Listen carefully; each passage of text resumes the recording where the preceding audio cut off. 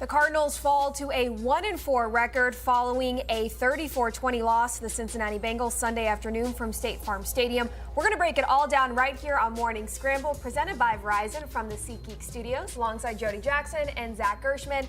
I'm Dani Sureck. It was a roller coaster of the game for the Cardinals, down 10-0, score 14 unanswered points, only to succumb to their own mistakes.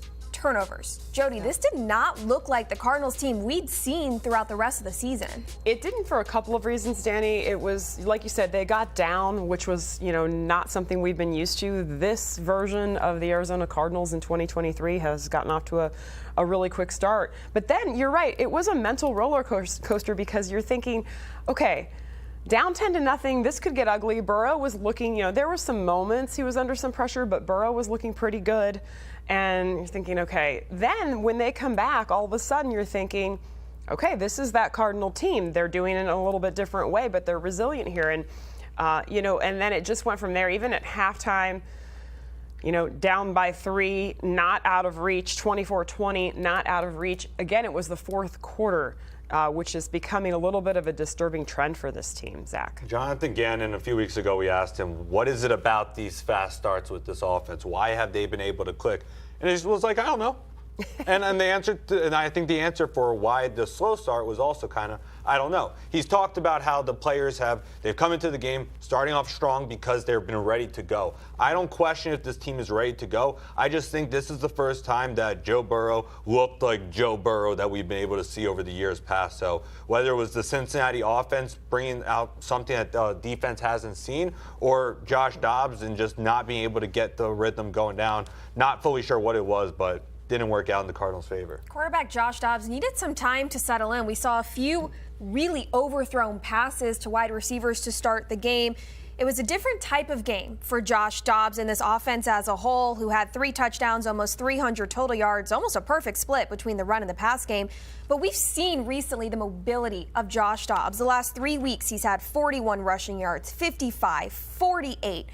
Sunday against the Bengals, he had just 1 yard on 3 carries. That mobility wasn't there. That wasn't an option for him. And I would expect with James Conner stepping out the game with an injury, you would have expected Josh Dobbs to be able to use his legs a little bit more in that offense. It wasn't the case. And once again, the offensive line, there were a handful of sacks that Josh Dobbs took.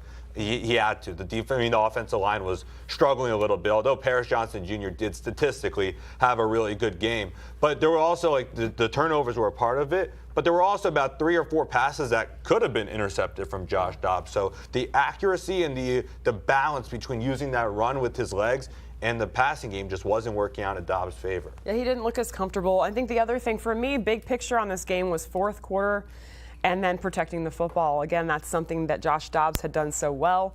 I think I saw the stat flash up. Started his career with maybe 138 pass attempts. I might be wrong. I shouldn't be throwing out numbers if I'm not completely sure. But it was a franchise record, I believe, pass attempts. Might have been 138 without a pick. Did get that. This is the NFL. You're going to throw a pick, but then all of a sudden it became an avalanche.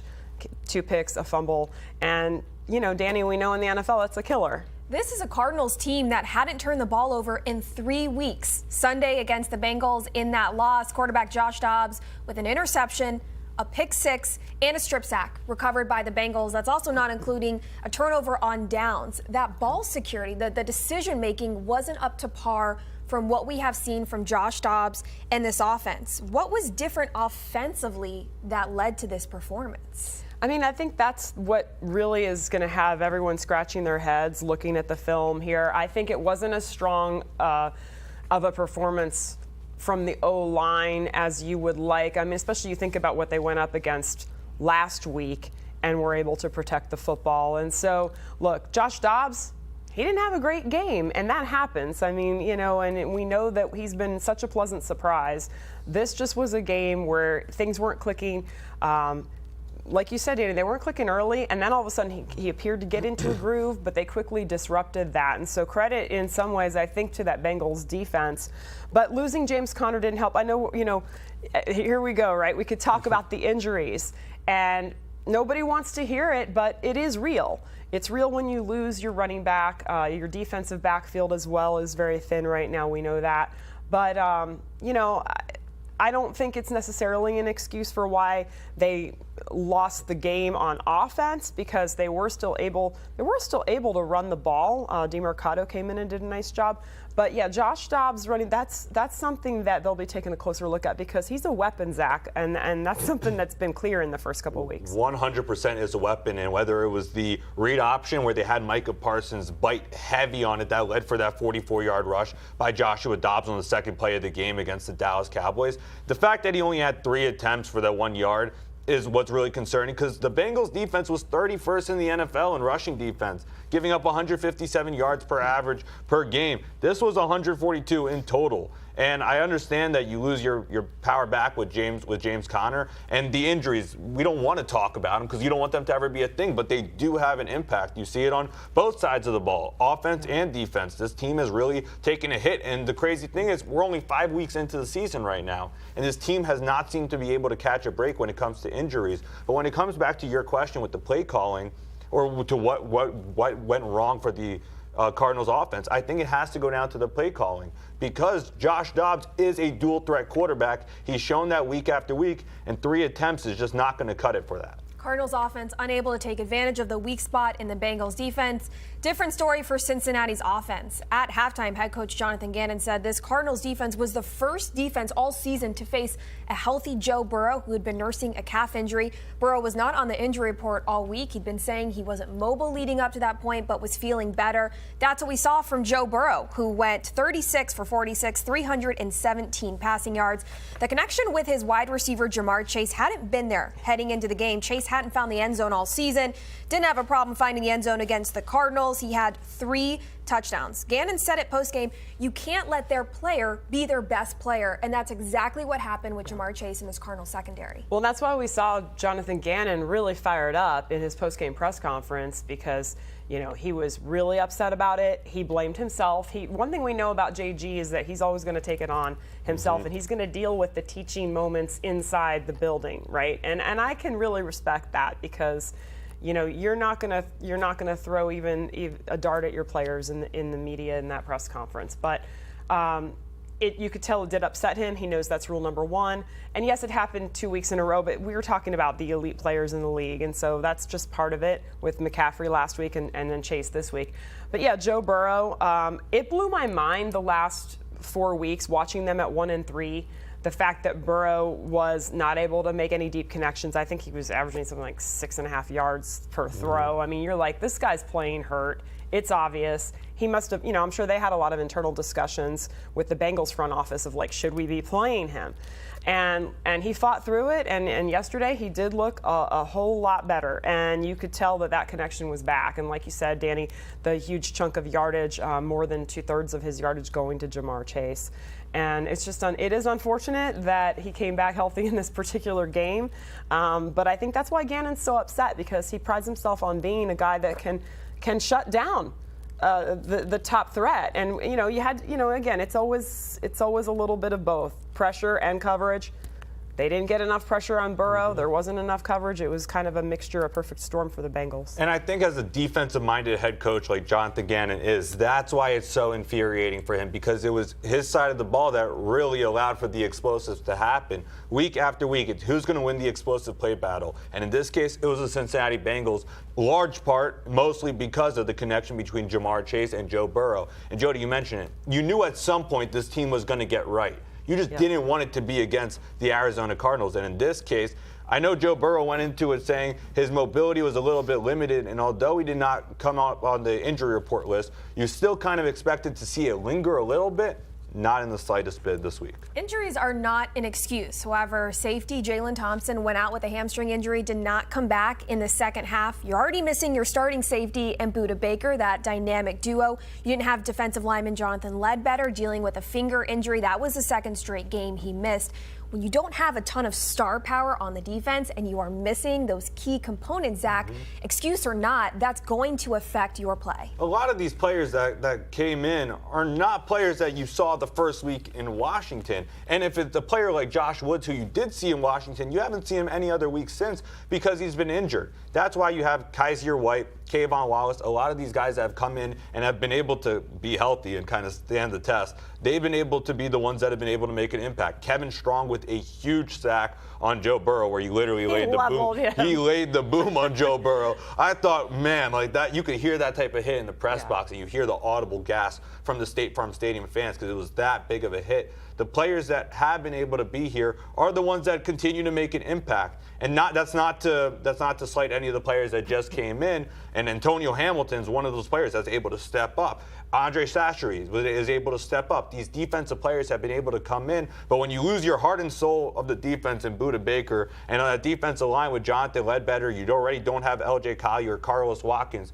You have to try to be grasping for straws. Who's able to step up? And some players did, but it wasn't enough to kind of take over. Yeah, I mean, it's tough when you're facing an offense like what the Bengals can be when they're going well. This is a team that was in the Super Bowl not that long ago. This is a team that has, Joe Burrow, highest, we all know about the salary, the quarterback that he is and that he can be. But yeah, I mean, the attrition that is with the injuries, and you talk about the defensive line, I go back to the Dante Stills and Ben Stille, right? Like two guys that we didn't really know would be contributing here. Certainly not Ben Stille. Dante Stills being a draft pick, yes. And I thought he played pretty well early on. Again, things got away from the Cardinals later in this game. I thought early on everyone was kind of just trying to hold down the fort, right? And it was working. It just gets away when you have inexperience, you have players and then guys are going down again. I mean, yeah, I saw Budda tweet before the game. He's chomping at the bit to get back, and this team will be so much better for it. Not obviously what he can do on the field, but then that leadership aspect. Hopefully Jalen Thompson's injury isn't very serious. The fact that he didn't come back, though, is certainly not a great sign. I mean, we'll know more later today, I'm sure. But, this team has been hit really hard with injuries, and all on the defensive side, where they were already, especially, D-line, they were kind of prepared with what they had. I think the defensive secondary, they've had a tougher time. And it certainly doesn't help when you have guys going down during the game. I got to add one point, because you mentioned Dante Stills. Yeah. How about this rookie class? It does not seem to matter if you were drafted or undrafted, like Amari DiMercato. These guys have been able to step up and have been able to step in and truly make an impact right away. Dante Stills, last week, Jonathan Gannon said was his best performance of the season against the 49ers.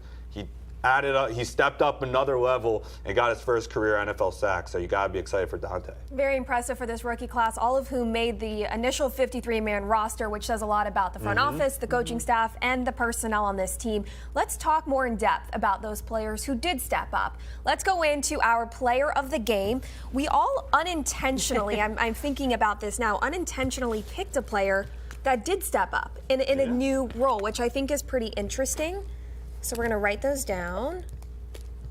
I'm like, I have to make sure I spell his name right. Does that give you all a hint?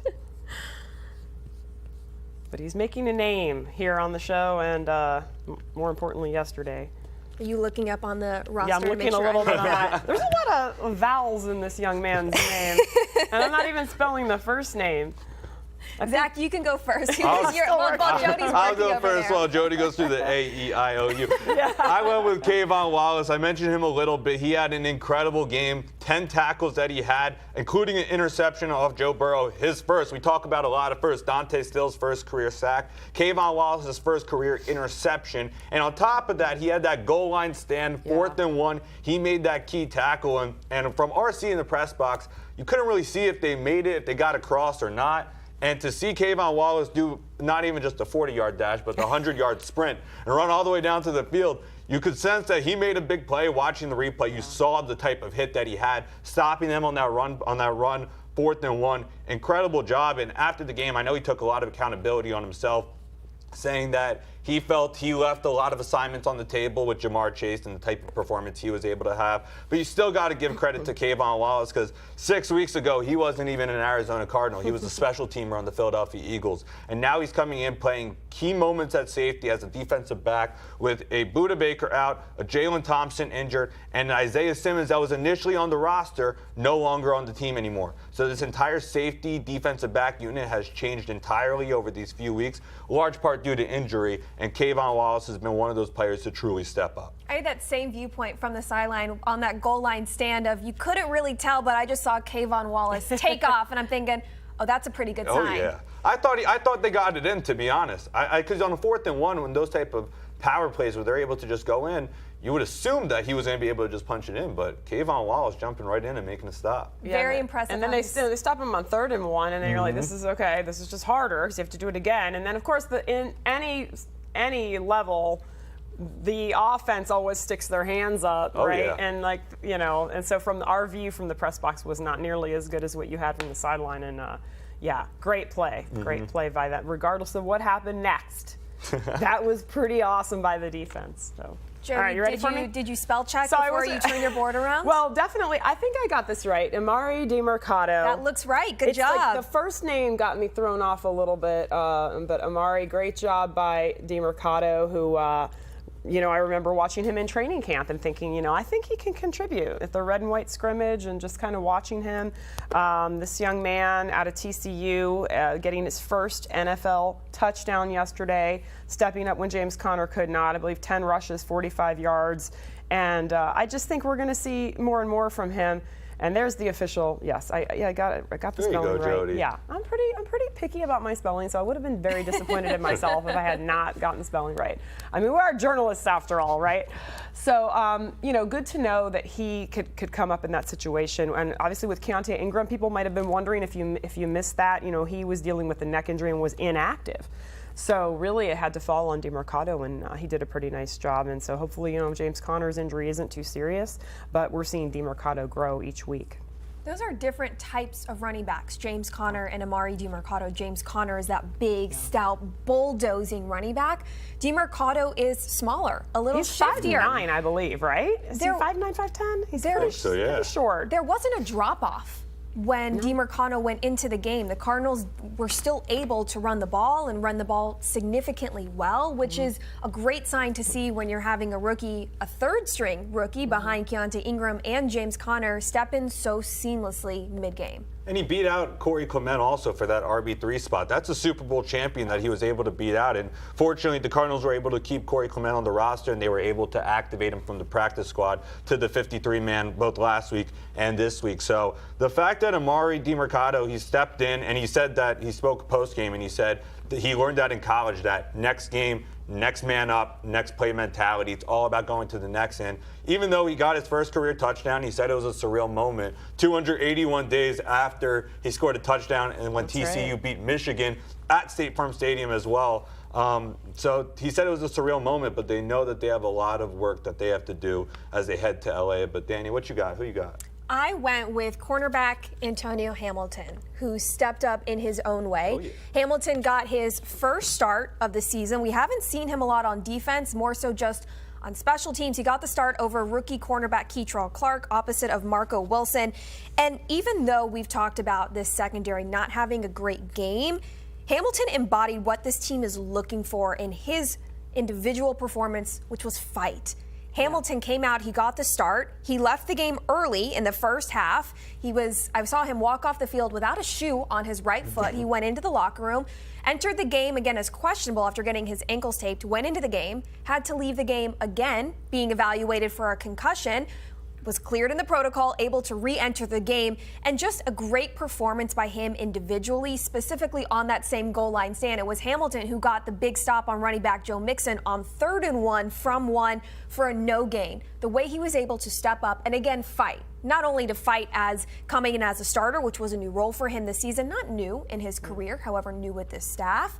And then again, you're fighting through the pain, really with that ankle, which took him out of the game at one point. I was impressed with how he stepped up in that role. Yeah, I mean, literally fight, having to come back and forth, evaluating, you're thinking, if you're him, you're just like trying to stay in this game, knowing how much you're needed in that secondary, especially with Jalen Thompson going down. Again, different positions, but we all know that they all work together when you're talking about game plan and coverages. So, yeah, and I think about Antonio Hamilton early in the season not starting because it seemed like last year he had made some strides, really 2 years ago, and then last year had the burn on the foot that kept him out that could have been really, really serious. And luckily, I mean, it was serious, but luckily he was able to come back. But, he was a guy that was elevated. Certainly Vance Joseph counted on him, and now you're seeing him work his way back in because, again, you're evaluated differently by each coaching staff.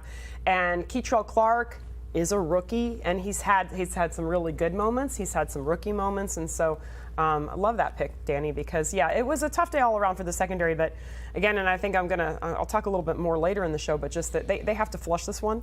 But you have to take the good, and you can just leave all the bad behind, because this is a unique situation going up against a dynamic duo. Cardinals fall 34-20 to the Bengals. However, they were in this more than once throughout the game. Jody, what was your turning point where they were no longer in it? Well, it's funny. Like, I was going through in my mind the turning point. I think most people would say, well, it was the pick six. But, I like to go a little deeper, and I like to go a little more with the timing. Yes, that was a horrible moment, because not only because the defense had just worked so hard on 3rd and 1, 4th and 1 to stop the Bengals on the goal line. Then Joshua Dobbs has that first pick of his season here with the Cardinals, and it's taken right back because of the confusion on the play. Obviously, we saw Zach Pascal tip it, and it was intended for Hollywood Brown, and so that's been dissected very clearly and very thoroughly last night, especially in the post-game press conferences. But to me, that wasn't it, because you still had time. You should have gone into halftime. Now, the problem with that, and people say, well, you could have just held the ball, could have just, punted it. I mean, there was a lot of time. 130, 123, it's kind of a lot of time, right, for Joe Burrow and that group. So I could see where they wanted to get out from the end zone, okay? I have no problem with the thought there. But, you should have gone in 14-10. You go into halftime 17-14, you're down by 3, you're still fine. I'm like, you're still fine, not a turning point. Then, they come out, and then the big bomb to, kind of reminiscent of what the Giants were able to do in their comeback.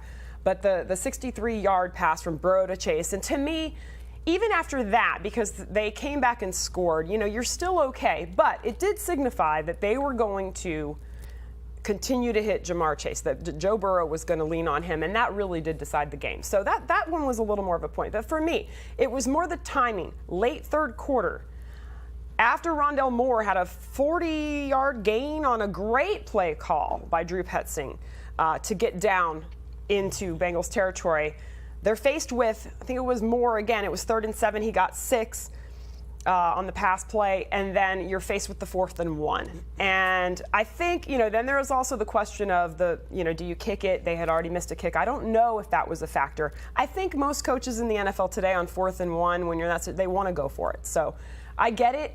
They didn't get it. Dobbs tried to go right, tried to roll. We've seen that play before. It has worked in the past. It didn't work right there. So to me, that was the turning point, not only because they couldn't continue to possess the ball there in what could have been a pivotal drive. The Bengals got the ball back, and they took the ball, and they had it for 9 minutes.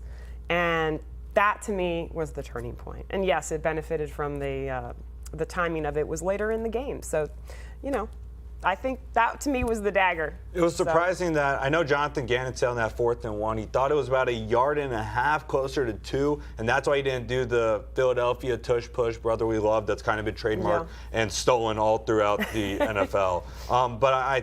Which we have seen the Cardinals adopt and use and have done a really solid job using as well. But it was that, I think the moment when Josh Dobbs threw that first pick six, it was more of like a depressing type thing, because you're like, Josh Dobbs has been doing so well. You're rooting for the guy. He's become a fan favorite all throughout just for him being the type of person that he is. So you're kind of like, the streak's over. 5 games, and he threw his first interception now. That's a shame. And then we started to go around. Obviously, the Jamar Chase 63-yard bomb, which was reminiscent of the Jalen Hyatt bomb in the Giants game. But that 4th and 1 definitely hurt, because you started to see the tide trend, as we talked about. That fourth quarter has really hurt the Cardinals. As you're starting to go to that fourth quarter, it starts to hurt a little bit. Cardinals have been outscored 54-7 in the fourth quarter this season. Absolutely an area of emphasis moving forward for this team, and being able to execute an entire game and in those big moments. We've discussed how we have had quite the emotional roller coaster when we were watching Sunday's game go down. So let's put it into song of what song we think about from that game in Songbirds. I need to erase my player. I'm going to take a page from Zach on this one, actually, from, I think, one of his theories on the choice. Stop it. Oh, I forgot that I'm supposed to draw something. Yeah, how could you forget that? Because we look for, honestly, I'm sure you do look forward to it all weekend long. Yeah, I'm sure you do. It's a great laughing point for everybody else. I don't even know what this is, but I'm going with it.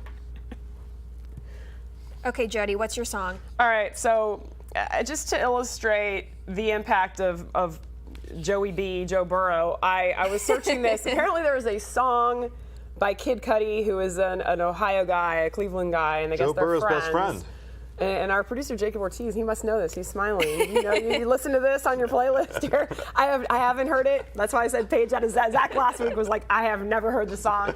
So I feel like I violated a rule. Actually, I feel like you should. Come on, welcome to the dark side. Do we have rules here? Do we have to listen to the song before we can choose it? If that's the case, But I've been invalid. I don't every know if week. it's good or not, but it's called Burrow, and I just feel like this one was all about Joe Burrow and Jamar Chase, but as far as I know, he doesn't have a song, so. That would be kind of cool. A wide receiver quarterback duo that has a song written about them. Yeah. I think that'd be pretty neat. For my song, I picked Running Up That Hill. I don't know who sings it. I just know it's a TikTok song. This is horrible, Zach. I know You just that song. you put the artist as TikTok song. Yeah. I mean, I'm It's, sure. Kate Bush. Thank you, Jim Kate Alejandro. Bush. Jim Alejandro helping out here. Kate Bush, 1 second. Give Yeah, me one and how do second. I know that Your because parents Liz- watching this are just shaking their heads. My parents right now watching this are that shaking became their heads a for a popular lot of song reasons. through a TV show Through or something. Stranger Things. That's what it is. Yes, which is Bush? how it made its way to TikTok Thank you, for Dani. younger people like Zach Gershman Danny over for here, circling back. Younger who celebrated people. his 22nd birthday I know. on the show. 23rd? 22nd. 22nd, I'm sorry, on the That's only show, two like 2 weeks. weeks ago. Kate Bush. I knew that from the jump. Don't worry about it. No, but I think the song, once again, as you can see, the rules, I have violated them. We're yet again. violating the rule. Danny, please get us back on track. I'm a rule breaker, but I think the song's indicative, the title of it rather, of what's kind of next. You're running up that hill. You have a lot of obstacles to climb. As NFC West play continues to roll on, this is your opportunity to kind of gain some ground again.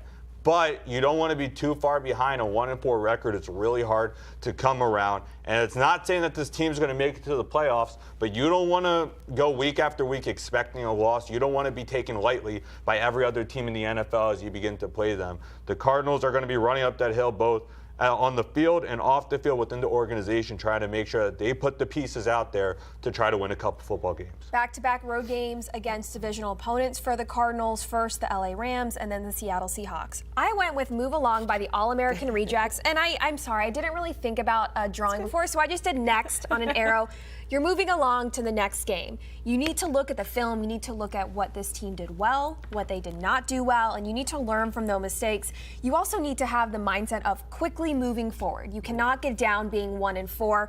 You need to continue to look ahead and stay in the moment, stay where your feet are, and get back to what this team does well and find a way again to execute throughout an entire game. That was my song. Amari DiMercato said post-game that it's a long season still. We're only 5 weeks in. We still got another 12 games to go. My math's correct. Once again, we're not math majors here. But you still got a couple more. You still got 12 more weeks to go. And I think it's going to be impressive to see what this team is able to do, because we know that they're a group of fighters. They show it week in and week out. And that's kind of always been the theme of our songs, is something to do with fighting and going on to the next and continuing to stack these days. So it's going to be really important to see how this team bounces back, because they saw the fire in them after they lost the game against the Giants. And they said that they saw the fire after they lost the game against the 49ers.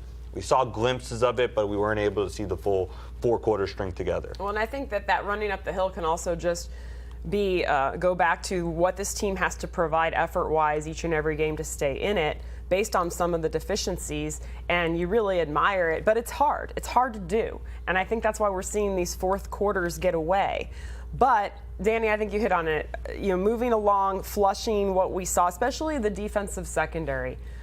You have to go out there with the mindset next week that, you know, that they came out with before yesterday's game. Don't let this one affect you next week. We hear that a lot in sports, to have that short memory, because I think they will have an opportunity against the Rams and the Seahawks for that matter, and they need to take advantage of it. You know, hopefully the health comes along, but there's nothing you can do about that. We know that. Let's take a moment to recognize a special full circle moment in Sunday's game, class act by the Bengals organization.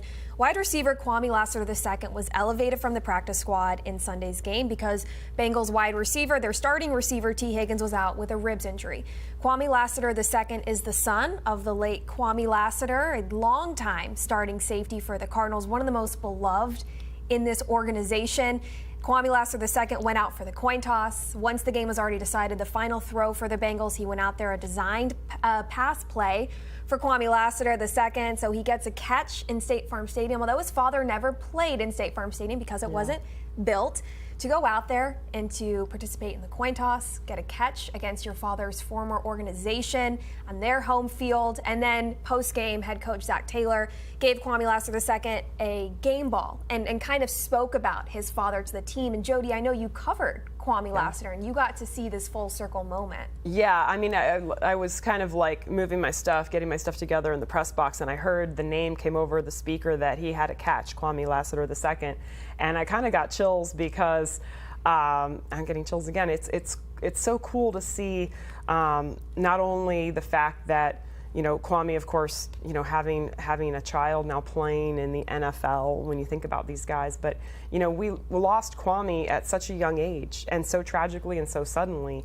And I remember hearing the news of that back in I think it was late 2018, and it was stunning to hear. I could still see the smile, all those training camps in Flagstaff, all those times here at the facility. I mean, this is a guy that was always upbeat, always laughing, and a leader on the team through good and bad times. There were some difficult times, and he was there leading guys like Pat Tillman, and he was a special person, and his legacy lives on, and it's so wonderful to see his son was there on the field yesterday, and just a wonderful family, and really great job by the Bengals and the Cardinals to make all that happen. There's a Cardinals folk tales from last season that Cardinals fans can go and look about Kwamie Lassiter's legacy, which is a really beautiful, touching piece that embodies what he means not only to the league, but to the Cardinals organization specifically. So again, class act by the Cincinnati Bengals. Cardinals will hit the road this week to face the 2-3 Los Angeles Rams, which now have wide receiver Cooper Kupp, made his return on Sunday following a hamstring injury. As always, stay locked in on azcardinals.com all week long for coverage leading up to that matchup. For Jody Jackson and Zach Gershman, I'm Dani Sureck. Thanks so much for joining us here on Morning Scramble. We'll catch y'all right here next week.